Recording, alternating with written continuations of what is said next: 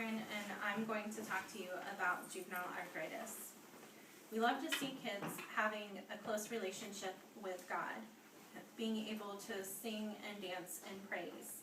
For kids with juvenile arthritis, this can be a struggle at times. Not only the physical aspect of dancing, but also feeling that God has somehow messed up with them or made a mistake with them, or that he somehow loves them less than the other quote-unquote normal kids. We should do everything we can to help them. They should not, as children, have to wait until they receive their heavenly bodies to be able to dance with joy for our Savior. Imagine doctors telling you when you took your 2-year-old to the hospital that they didn't know what was wrong with her. You take her in for swelling and pain, and they do test after test, and they can't figure anything out. They start grasping at straws, and they start telling you that they think it could be an infection in her joint, and they might have to amputate her leg above the knee. At one point, they could say something that she has leukemia, and you need to prepare yourself to lose her. I'm qualified to speak to you guys about juvenile arthritis right now because my youngest daughter, Madeline, was diagnosed with juvenile arthritis when she was 2, and that was 8 years ago. She's now 10 years old. Juvenile arthritis affects kids physically and spiritually, but we as adults have the power to fight for them for a cure. Juvenile arthritis is very common. It's much more common than most people would think. There are 300,000 children in the United States alone that are suffering from some form of juvenile arthritis. They are often overlooked both by medical students when they're picking what they're going to specialize in, and also by the government when they are handing out money for research. But again, we are able to help them. As I mentioned before, juvenile arthritis affects 300,000 children in the United States. It's diagnosed by swelling in the joints lasting 6 weeks or more in children ages 16 or younger. Beyond the physical pain, juvenile arthritis can also cause emotional pain for the children as well. It can cause them to be sad, angry, and even have self-esteem issues.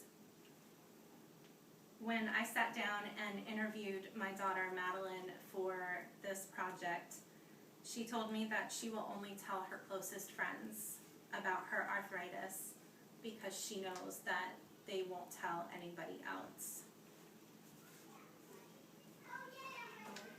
A problem that children with arthritis and their families face is there is a severe shortage of pediatric specialists for these kids.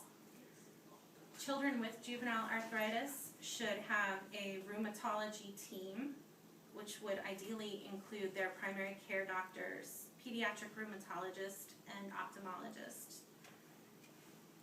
There are currently 11 states that don't have any pediatric rheumatologists in them. So if there are children with juvenile arthritis in those states, those parents have to pack their children up and drive to a different state, and some even have to purchase plane tickets every 6 to 8 weeks and fly their children to their specialty appointments. There are several ways we can help kids with juvenile arthritis. One way is we can contact our government officials and ask them when they're doling out money for research to please consider the juvenile arthritis children. There is a group called CARA, and they are actually working on an app for teenagers that suffer from juvenile arthritis, where they can go online and on their phones and their iPods that they always have with them, and they can track and monitor their pain themselves.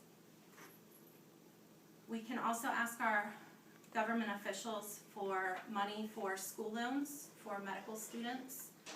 It has been approved in the past few years, and people are lobbying for it to be passed again this year, that Congress allot money for medical students that agree to go into pediatric rheumatology. Basically, it is loan forgiveness, which definitely helps when you are paying for school. The Arthritis Foundation is another way that you can get involved and you can help children with juvenile arthritis. The Arthritis Foundation raises money to support research, and they also provide a sense of community for children with juvenile arthritis. They do this through fun events like arthritis walks and the Jingle Bell Walk every year. They also do fun events for the kids like picnics and pumpkin pickings.